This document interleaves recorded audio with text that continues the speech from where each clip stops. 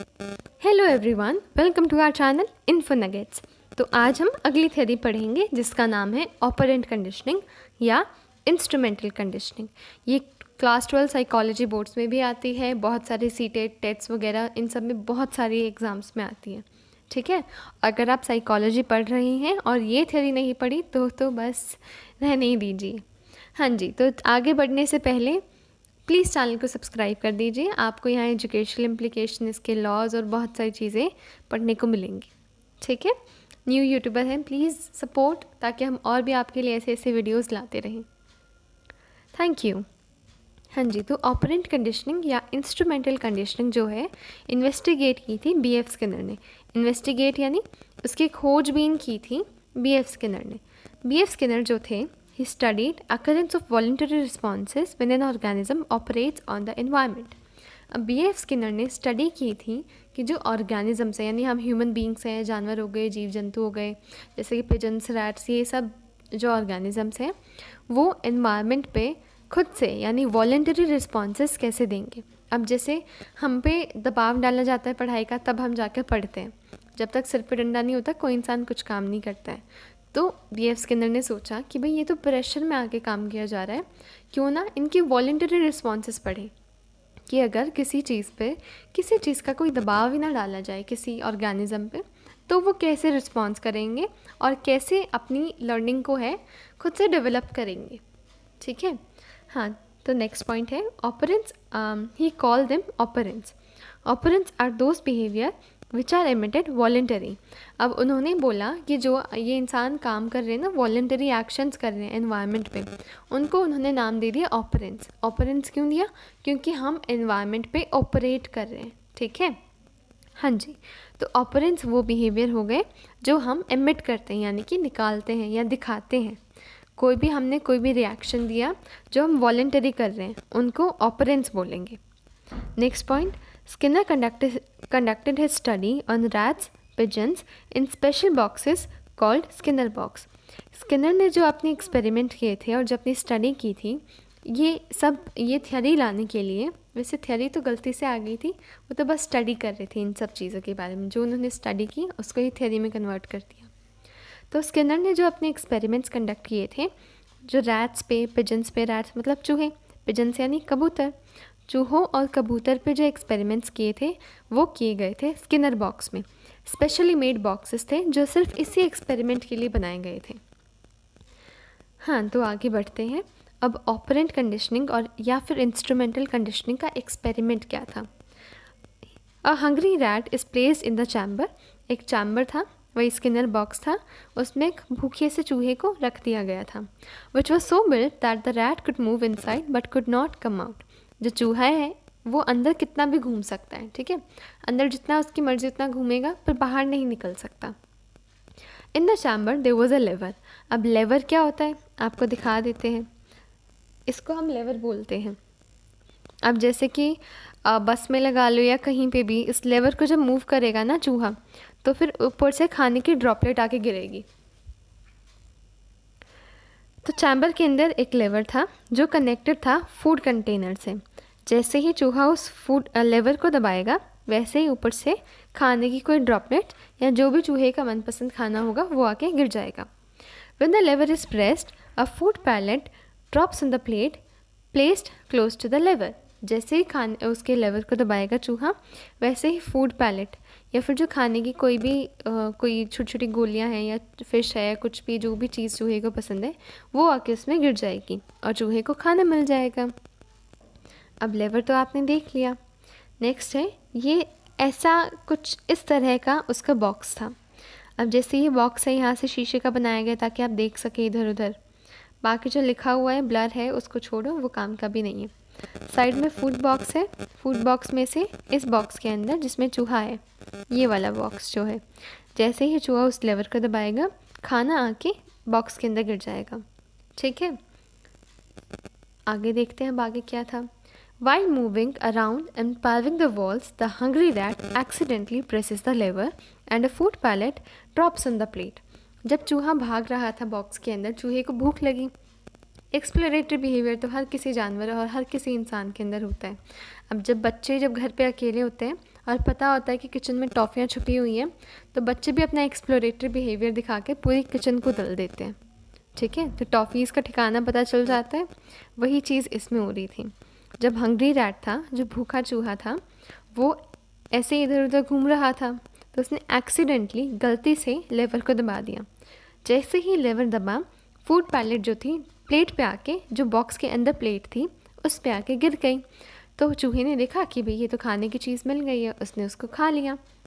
अब next trial में after a while the exploratory behaviour starts again. थोड़ी देर के बाद जब चूहे को भूख लगेगी तो चूहे दोबारा घूमना शुरू करेगा। ठीक है, जैसे जैसे अब बढ़ते ट्रायल होते जाएंगे। अब जैसे सोचिए, वही बच्चे घर पे अकेले हैं, किचन में टॉफ़ियाँ छुपी हुई हैं। बच्चे को पता चला था कि इस बार अलमारी, सबसे ऊपर वाली अलमारी के अंदर मम्मी ने टॉफ़ी रखी हुई थी। एक बार बच्चे ने सारी टॉफ़ियाँ निकाल ली, मम्मी आई, मम्मी ने बच्चे को डांटा और फिर मम्मी ने टॉफ़ियाँ कहीं और छुपा दी। ठीक है, बच्चे के अंदर इतना दिमाग तो है कि पिछली बार मम्मी ने यहाँ टॉफ़ी रखी थी, इस बार मम्मी ने पक्का जगह चेंज कर दी होगी।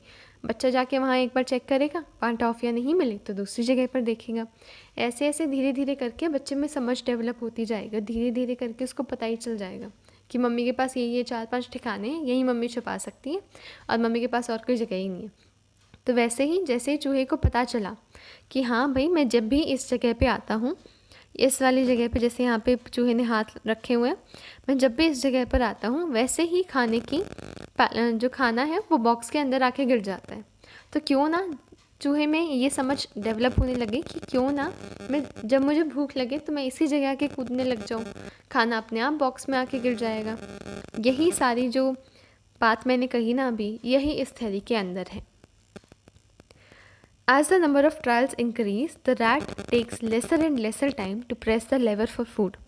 जैसे ही ट्रायल्स जो हैं इंक्रीज़ हुए, जितनी ज़्यादा बार चूहे से हमने ये चीज़ करवाई, उतना ही चूहा कम और कम टाइम लेता जा रहा है उस लेवर को प्रेस करने में। पहले चूहे को एग्जैक्ट लोकेशन पता नहीं चलेगी एक बार में उसको पता चलेगा कि मैं इस एरिया में जब आके कूदता हूँ, जब भी खाना आके गिरता है। अब क्योंकि जैसे लेवर दबाए उससे तुरंत थोड़ी आगे गिरता है, 1-2 सेकंड्स लगेंगे ना खाने को निकल के बॉक्स के अंदर आके गिरने में।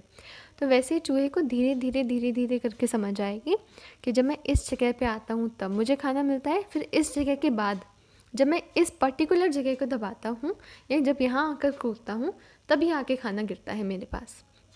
तो ये जो है, ये बार बार प्रैक्टिस की वजह से हो रहा है। चूहा जब अपना वॉलंटरी खुद रिस्पॉन्सेस दे रहा है, उसको कोई आके बता नहीं रहा है कि आके भैया यहाँ पे दबाओ इसको।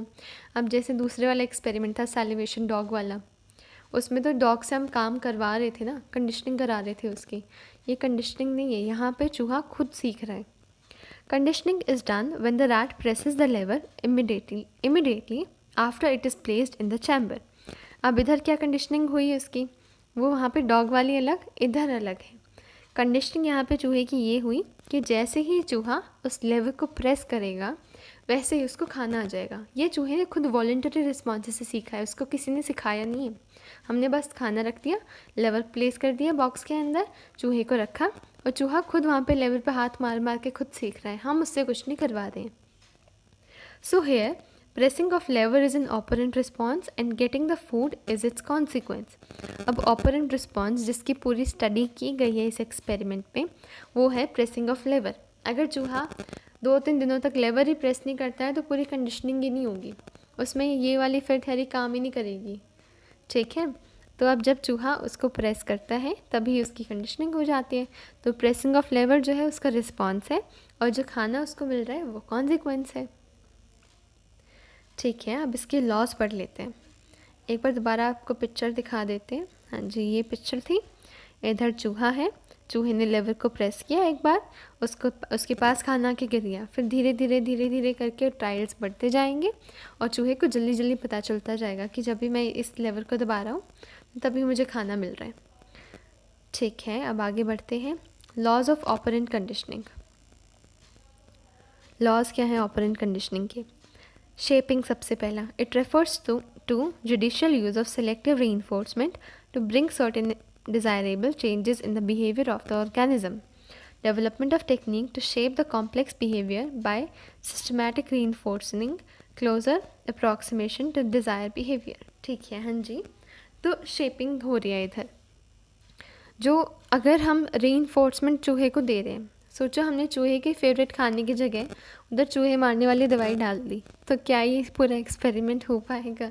कुछ नहीं हो पाएगा। तो जो भी हम वहाँ चीज़ रीइंफोर्समेंट डाल रहे हैं उस काम को आगे बढ़ाने के लिए, ठीक है, अगर हम सोचो खाने की बजाय उधर कोई ऐसी चीज़ डालते हैं जिसको देख के चूहा भागता है, ठीक है, तो चूहा उस जगह पे आने की बजाय उस जगह को अवॉइड करता। तो हम जो भी यहाँ पे रीइंफोर्समेंट लेंगे वो लेंगे उस ऑर्गेनिज्म के अकॉर्डिंग, कि अगर हमें बिहेवियर को इंक्रीज़ करना है तो उसकी पसंद की लेंगे, अगर बिहेवियर को डिक्रीज़ करना है तो उसके ऑपोजिट लेंगे जो उसको पसंद ही नहीं होगा, ठीक है। सेकंड है एक्सटिंक्शन। एक्सटिंक्शन बोले तो extinction consist with holding the reinforcer when the appropriate response occur. Example, suppose in the Skinner box the rat presses the bar but does not get pellet of food. If this is repeatedly done, the bar pressing behavior of the rat will be extinguished. अब हाँ, इधर जैसे क्या होता है, हमने बच्चे को बोला बच्चे जब आप फर्स्ट आओगे तो आपको टॉफ़ियाँ दी जाएंगी। अब बच्चा एक बार फर्स्ट आया, हमने उसको टॉफ़ी दे दी, बच्चा अगली बार फर्स्ट आया, हमने उसको टॉफ़ी देनी ही बंद कर दी। टॉफ़ी की जगह टॉफ़ी तो छोड़ो, हमने उसको शाबाशी देनी भी बंद कर दी। तो क्या बच्चे में उतना मोटिवेशन रहेगा जो उसमें पहले ही मोटिवेशन था? अब यार ये चीज़ सोचो, बच्चे को टॉफ़ी ही पसंद नहीं है, बच्चे को दांत में दर्द होता है टॉफ़ी खाने के बाद, हम उसको टॉफ़ी का लालच दे रहे हैं, बच्चे फर्स्ट आओगे तो टॉफ़ी मिलेगी। क्या उसका जो बिहेवियर है जो हमें उसके अंदर लेकर आना है वो और रीइंफोर्समेंट एक दूसरे के साथ सिंक में चल रहे हैं? नहीं चल रहे। बच्चे को जो चीज़ पसंद है, ऑर्गेनिज्म को जो चीज़ चाहिए वही ला के दो ना, उसको वही चला के दो, तभी बच्चा काम करेगा। जब तक वो चीज़ नहीं मिलेगी कंडीशनिंग कुछ नहीं होने वाली, ठीक है। हाँ, अगर हम उसको नेगेटिव रीइंफोर्समेंट करेंगे या नहीं देंगे कोई भी चीज़ लाकर, तो जो सीखी सिखाई चीज़ है ना वो भी बच्चा भूल जाएगा, ठीक है। हाँ जी, नेक्स्ट है spontaneous recovery. It refers to the re emergence, re इधर ऊपर फिर दूसरा लिखा हुआ है यहाँ पर, री emergence of previously extinguished conditioned response after a delay. It was given by Ivan Pavlov. अब ये क्या है? स्पॉन्टेनियस रिकवरी है। आप जैसे सोचो, हमने चूहे को बॉक्स में रखा, ठीक है, चूहे ने आके लेवर दबाया, ऊपर से खाना गिर गया, ठीक है, चूहे ने एक बार बहुत बार लेवर दबा दिया, एक साथ ही बहुत बार दबाएगा, बहुत सारा खाना के गिर गया, ठीक है, वो जो खाना के गिरा है उससे उसका 20-25 दिन का काम चल गया, ठीक है, सपोज़ ऐसा हो जाए, ठीक है, 20-25 दिन तक उसने लेवर दबाया ही नहीं, ठीक है, फिर 20-25 दिन के बाद जैसे ही खाना ख़त्म हुआ उस बॉक्स के अंदर, ठीक है, हम उसकी पूरी स्टडी कर रहे हैं, हम देख रहे हैं चूहा क्या कर रहा है, क्या नहीं कर रहा है, क्या खा रहा है, क्या पी रहा है। अब थोड़े दिन के बाद जैसे ही खाना ख़त्म हुआ, फिर हमने देखा कि चूहे में अभी भी जो वो बात थी, 20-25 दिन तक उसने लेवर नहीं दबाया था। हो सकता है वो अपनी जो उसे सीखी थी चीज़ कि जब भूख लगे लेवर दबाए, जितना जल्दी वो पहले सीखने के बाद दबा रहा था ना उतना जल्दी अभी नहीं दबाएगा, पर धीरे धीरे करके दोबारा ही उसकी कंडीशनिंग हो जाएगी। उसको जो पहले उसने याद किया था ना उसको वो बीच में थोड़ा टाइम देने के बाद भूलेगा नहीं, उसको वो सडनली उसको रिकॉल कर लेगा। अब जैसे एग्ज़ाम में कई बार क्या होता है, हमने कोई घर पे चीज़ पढ़ी, सोचो एग्ज़ाम से पिछले वाली रात को ही कोई चीज़ पढ़ी, हमने ये थ्योरी सीटेट से एक दिन पहले देख रहे हैं, ठीक है, आराम से बैठ के फुर्सत में, फिर हमने देखा कि मतलब कुछ एग्ज़ाम में क्वेश्चन आ गया इंस्ट्रूमेंटल कंडीशनिंग का दूसरा नाम क्या है, और याद आ रहा है कुछ ओ से था, पर 3 ऑप्शन ओ के नाम वाले हैं। तो अब हम सोचे जा रहे हैं, पढ़ा तो था, याद तो किया था, पर याद नहीं आ रहा है। और जैसे हम अगला क्वेश्चन कर रहे हैं ना, थोड़ी बहुत देर के बाद 5-10 मिनट के बाद सडनली दिमाग में स्ट्राइक हो जाए कि ओहो उसका नाम तो ऑपरेंट कंडीशनिंग था। तो वही जब हमें एकदम से कोई पुरानी सीखी हुई चीज़ याद आ जाए ना, उसको हम बोल देते हैं स्पॉन्टेनियस रिकवरी, ठीक है। स्पॉन्टेनियस रिकवरी दी थी इवान पावलोव जी ने, जिन्होंने क्लासिकल कंडीशनिंग भी दी थी। वो थे एक फिजियोलॉजिस्ट थे डाइजेशन के। उसके बारे में अगली वीडियो में पढ़ेंगे जब हम क्लासिकल कंडीशनिंग पर आएंगे। जब तक आगे चलते हैं। हाँ जी, अब रीइंफोर्समेंट जो है ये तो बहुत ही माशाल्लाह टॉपिक है, बहुत इंपॉर्टेंट है। रीइंफोर्समेंट के बिना कोई कंडीशनिंग कुछ भी नहीं होती है। अब रीइंफोर्समेंट कैसा है, इसके टाइप्स क्या है वो भी सुन लीजिए। If the occurrence of an operand is followed by presence of a reinforcing stimulus, then the strength of the operand is increased. If the response or operand is not reinforced, its result in the it results in the extinction. अब जैसे हम एक dog लेकर आए घर पे, ठीक है, छोटा सा पिल्ला लाए हैं। हमने उसको बोला कि बच्चे आप ना बाहर जाके वहाँ पे जब जैसे वो सुसु करता है हम उसकी पिटाई कर देते हैं और उसको बाहर जाके पटकाते हैं, ठीक है। अगर उसमें अच्छी उसकी आईक्यू है, समझदार है, अब ये भी डॉग्स के ब्रीड पे वेरी करता है, ठीक है। अगर उसकी आईक्यू सही है तो वो जल्दी सीख जाएगा कि जब मैं यहाँ सुसु करता हूँ तो मेरी पिटाई होती है, तो उसकी पिटाई करके बाहर छोड़ आते हैं उसको, ठीक है। ऐसे धीरे धीरे करके उनको आदत लग जाती है और वो बाहर जाके ही टॉयलेट करने लग जाते हैं, ठीक है। ये हमने किया है उसके नेगेटिव बिहेवियर को एक्सटिंक्ट, ठीक है। जो वो गलत चीज़ कर रहा था, हमने उसकी पिटाई की या उसको डांटा तो वो समझ गया कि जब मैं यहाँ ऐसे उल्टा काम करता हूँ तो मेरी पिटाई होती है, अगर मैं बाहर जाके ये काम करता हूँ तो मुझे शाबाशी मिलती है। तो उसको नेगेटिव रीइंफोर्समेंट मिली गलत काम के लिए और पॉजिटिव रीइंफोर्समेंट मिली सही काम के लिए, कि बाहर जाके टॉयलेट करना उसको ठीक लगा, कि जैसे मैं बाहर जाता हूँ तो सब मेरे को प्यार से देखते हैं, मेरे सिर पे पैट करते हैं, मुझे प्यार करते हैं, ठीक है। तो रीइंफोर्समेंट में अगर हमें किसी बिहेवियर को मॉडिफाई करना है, मतलब अगर हमें किसी नेगेटिव को कम करना है और पॉजिटिव को बढ़ाना है, तो नेगेटिव के लिए हमें उसकी नेगेटिव रीइंफोर्समेंट करनी पड़ेगी। अब जैसे ये नहीं है, बच्चा अगर बाहर किसी को पीट के आया है, हमें उसको कम कराना है, पर वो पीट के आया है, हम उसको शाबाशी दे रहे हैं, हम खुश हो गए आप किसी को पीट के आया, थपथपाएंगे, टॉफ़ी देंगे, तो इससे बच्चे को समझ नहीं आएगा कि ये चीज़ सही की या मैंने गलत की। अगर वो कोई गलत काम कर रहा है तो हर बार उसको गलत काम के लिए नेगेटिवली रीइंफोर्स करो, कुछ नेगेटिव करो उसके साथ। एक बार डांट दो, आंखें दिखा दो, फ़ोन छीन लो, टीवी बंद कर दो, ठीक है। ये नहीं है कि एक बार कर दिया, एक बार नहीं किया, फिर अगली बार ध्यान नहीं दे रही, मना कर दिया कि जा मैं ध्यान नहीं दे रही तुझ पे। अगर वो कोई पॉजिटिव काम कर रहा है, ये नहीं है पॉजिटिव काम करके आए, बाहर किसी को नहीं पीट के आया, अच्छे मार्क्स लाया है या टॉफ़ियाँ नहीं खा रहा है, अच्छे से अच्छा बच्चा बन के बैठा है, तब भी हम उसको डांटे जा रहे हैं, तो बच्चे में फिर ये नहीं रहेगा कि मेरी तो कभी तारीफ़ ही नहीं होती है, ठीक है।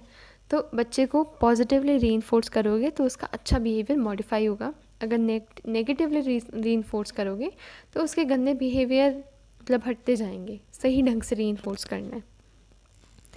A reinforcer is a stimulus whose presentation or removal increases the probability of a response. अब एक reinforcer एक ऐसा stimulus होता है। stimulus क्या होता है? stimulus is something which elicits our response. elicits our response बोले तो कोई भी चीज़ जो हमसे आके रिस्पॉन्स मांगती है, ठीक है, कि चलो भैया आओ हमें रिस्पॉन्स दो। जैसे एक मच्छर भी एक स्टिमुलस हो सकता है। मच्छर आया, हम सडनली शॉक हो गए, मच्छर को मारो खून चूस लेगा नहीं तो वो स्टिमुलस हो गया। स्टिमुलस कोई भी वो चीज़ है जो हमसे हमारा रिस्पॉन्स मांगती है, ठीक है। अब मैंने रीइंफोर्समेंट के टाइप्स लिखे हुए हैं। देखिए पॉजिटिव क्या है, which strengthens the probability of response. Example, food for the hungry dog. Dog के लिए खाना उसका पॉजिटिव रीइंफोर्समेंट है। उसने कुछ अच्छा काम किया, हमने उसको बोन दे दी तो डॉगी खुश हो जाएगा, ठीक है। नेगेटिव है विच डिमिनिशेस और reduces probability of response. Example, shock और पनिशमेंट। अगर किसी जानवर को, जैसे सर्कस का शेर होता है, सर्कस का कोई भी जानवर हो गया, उसको शॉक से या पिटाई से सिखाया जाता है। आजकल तो खैर ये चीज़ें, गंदी चीज़ें बंद हो गई, अच्छी बात है, मैं बढ़ावा दे रही हूँ इसको कि ऐसे एनिमल्स के साथ ऐसी चीज़ें नहीं करनी चाहिए। पर जब होता था तो उनकी पिटाई करके, उनको शॉक दे के ऐसे ये सब चीज़ें सिखाई जाती थी, क्योंकि गुस्सा तो हर किसी को समझ में नहीं आता जानवरों को, ठीक है। हाँ जी, तो नेगेटिव बिहेवियर से जब हमें कोई डिमिनिश या रिड्यूस करना हो तो इससे हम नेगेटिव रीइंफोर्समेंट यूज़ करते हैं। अब रीइंफोर्समेंट जो है कॉन्टीन्यूस होनी चाहिए। कॉन्टीन्यूस मतलब ये नहीं है कभी दी कभी नहीं दी, कभी शाबाशी दी कभी नहीं दी, तो उससे कुछ काम नहीं होने वाला है।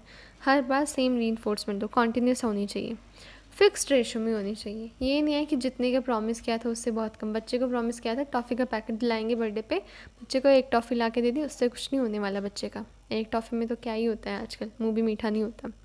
तो फिक्स्ड रेशो में होनी चाहिए, जो हर मतलब बढ़ जाए बेशक से रेशो, कम नहीं होनी चाहिए। Next, fix time interval. Reinforcement के लिए फिक्स टाइम इंटरवल नहीं होना चाहिए। अब जैसे मैं ट्यूशन पढ़ाती हूँ बच्चों को, तो बच्चे आए, ये नहीं मैंने एक दिन में एक पैकेट ला के उनको दे दिया, फिर अगले दिन से उन्होंने काम करना ही बंद कर दिया, तो मैं आगे से उसको कुछ रीइंफोर्समेंट के लिए कुछ दे ही नहीं दी हूँ, ठीक है।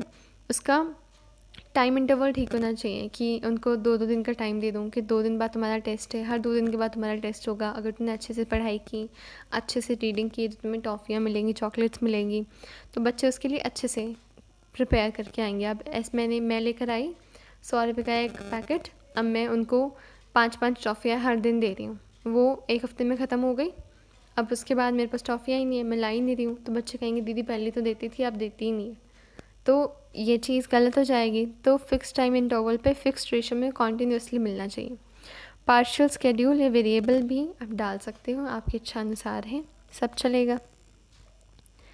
हाँ जी, अब एजुकेशनल इम्प्लीकेशन क्या है, एजुकेशन में कैसे डालोगे, यही तो चाहिए था। एजुकेशन इम्प्लीकेशन के अलावा तो डीएलएड जेबीटी में और कुछ भी नहीं है। हर किसी थियरी के साथ एजुकेशनल इम्प्लीकेशन चिपका दो। अब मेरी एक टिप सुन लीजिए, जितने भी थियरीज़ हैं ना, सबके एजुकेशनल इम्प्लीकेशन साथ ही लिख दीजिए, क्योंकि एग्ज़ाम में आती हैं 5 नंबर की एजुकेशनल इम्प्लीकेशन। कुछ बताइए थियरी के बारे में प्लस 5 नंबर में एजुकेशनल इम्प्लीकेशन, ऐसे क्वेश्चन आएगा। ठीक है, तो उसमें आपको 10 पॉइंट लिखने पड़ेंगे। 5 नंबर में 10 पॉइंट, पूरे नंबर चाहिए तो पूरे तो फिर भी नहीं देने हैं उन्होंने, 4.5 तो दे ही देंगे। ठीक है, हाँ जी, तो एजुकेशनल इम्प्लीकेशन सारी थियरीज़ की साथ में लिख के रख लो। जिसका पॉइंट जहाँ चेपना है चेप दो, इतना कोई नहीं पढ़ता है। ठीक है, समझने के लिए समझ लो, पर एग्ज़ाम में कंटेंट, मुझे ये चीज़ बहुत गंदी लगती है एजुकेशन सिस्टम की, क्वांटिटी और क्वालिटी में फ़र्क ही नहीं करते। मतलब फ़र्क, बहुत ज़्यादा फ़र्क करते हैं ये लोग। बच्चे की क्वालिटी नहीं देखते आंसर्स की, क्वांटिटी पे देखते हैं। अब जब मैंने डीएलएड की थी, मेरे आंसर्स छोटे होते थे बट अच्छे होते थे। जिनके आंसर बड़े होते थे ना, जो गोबर लिख के आते थे, लिटरली शिट लिख कर आते थे एग्ज़ाम में, उनकी आंसर्स को कुछ ज़्यादा ही वैल्यू दी जाती थी कि कितना सारा लिखा है बच्चे ने। तो आदत डाल लो ज़्यादा लिखने की, जितना ज़्यादा लिखोगे उतने ही अच्छे मार्क्स मिलेंगे। तो एजुकेशनल इम्प्लीकेशन अगर किसी थियरी की नहीं मिल रही है तो सबकी एक साथ लिख लो, और इधर उधर चलता है, इतना कोई मना नहीं करेगा लिखने के लिए, क्योंकि सेम ही है। ठीक है, बस घुमा के लिखना आना चाहिए आपको। फर्स्ट है successive approximation, shaping procedure for behaviour modification. Complicated behaviour can be learn through successive steps. अब जैसे बहुत ही मुश्किल कोई बिहेवियर है, अब मैं जैसे बच्चों को रीडिंग सिखा रही हूँ, अगर मैंने उनको सीधा ही एक मुश्किल सा वर्ड दे दिया, जैसे कि ट्रैवलिंग, अब बच्चे को जिसको मैंगो बोलना नहीं आ रहा, मैं उसको ट्रैवलिंग बुलवा रही हूँ। अब मेरी ट्यूशन पे एक बच्ची आती है, जैसे ट्रैवलिंग वर्ड सिखा रही थी, उसे बोला ही नहीं जा रहा, ट्रैवलिंग कर रही थी। तो हमें उसको जो डिफ़िकल्ट है, अब जैसे ट्रैवलिंग वर्ड ही लगा लो, तो उसको ट्रैवलिंग ऐसे करके बार बार बुलाना पड़ेगा, फिर धीरे धीरे करके वो सीखेंगे। एकदम से मैं बार बार बुला रही हूँ ट्रैवलिंग बोलो तो नहीं बोला जाएगा बच्चे से। ये तो क्या छोटा एग्जाम्पल हो गया। तो जो भी कॉम्प्लिकेटेड बिहेवियर है, अगर कोई चीज़ हम किसी बच्चे को या किसी को भी सिखा रहे हैं, तो वो स्टेप्स में सिखानी चाहिए। ठीक है, छोटे से बड़े स्टेप्स की ओर चलना चाहिए, ये नहीं कि एक साथ सारा सिखा दिया। पार्ट्स से होल पे जाओ, होल से पार्ट्स पे मत जाओ, इतना नहीं कर पाते हैं। ठीक है, ये इसकी एजुकेशन इम्प्लीकेशन पहली हो गई। सेकंड है eliminating negative behaviours through extinction. अब हम नेगेटिव बिहेवियर को नेगेटिव रीइंफोर्समेंट से हटा सकते हैं। ठीक है, ये समझा चुकी हूँ मैं। नेक्स्ट है रीइंफोर्समेंट, ये भी हम आपको पढ़ा चुके हैं, फिर भी देख लीजिए। Reinforcing positive behaviour and reducing negative behaviour. बताइए कि पॉजिटिव बिहेवियर को रीइंफोर्स करना, नेगेटिव बिहेवियर को हटाना।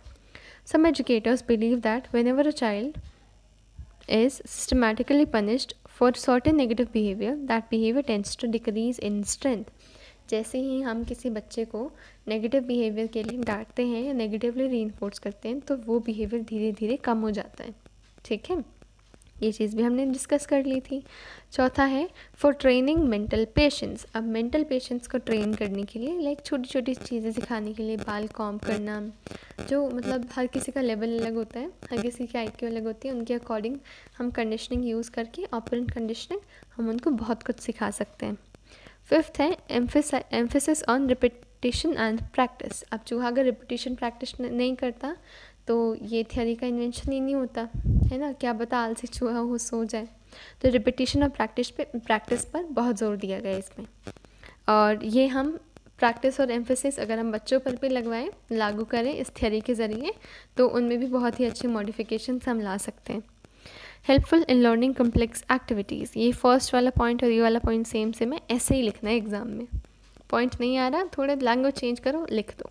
ठीक है, तो हमें बच्चों की कॉम्प्लेक्स एक्टिविटीज़ सॉल्व कराने में स्टेप बाय स्टेप, छोटे छोटे स्टेप से हम उनको सिखा सकते हैं, ठीक है, इस थियरी के ज़रिए। अब प्लीज़ चैनल को सब्सक्राइब कर दो, शेयर कर दो, सपोर्ट कर दो। Thank you so much. और अगर कोई रिव्यूज़ हो तो कमेंट भी कर दो।